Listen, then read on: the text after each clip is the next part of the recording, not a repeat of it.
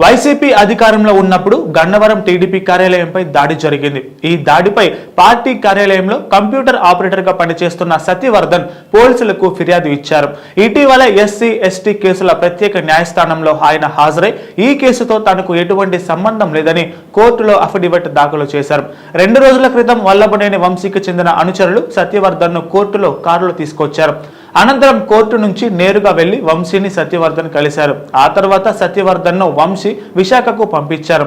ఈ క్రమంలో సత్యవర్ధన్ ను కిడ్నాప్ చేసి బెదిరించారని ఆయన బంధువులు పోలీసులకు ఫిర్యాదు చేశారు. దీంతో సత్యవర్ధన్ ను పోలీసులు విచారించగా కేసు విత్డ్రా చేసుకోవాలని, తనను కిడ్నాప్ చేసి బెదిరించారని తెలిపారు. ఈ క్రమంలో వల్లభనేని వంశీ ఆయన అనుచరులపై పటమట పోలీసులు కేసు నమోదు చేశారు.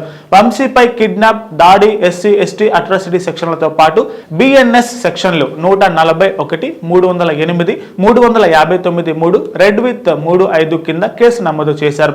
ఈ కేసులో వంశీని ఏపీ పోలీసులు అరెస్టు చేశారు.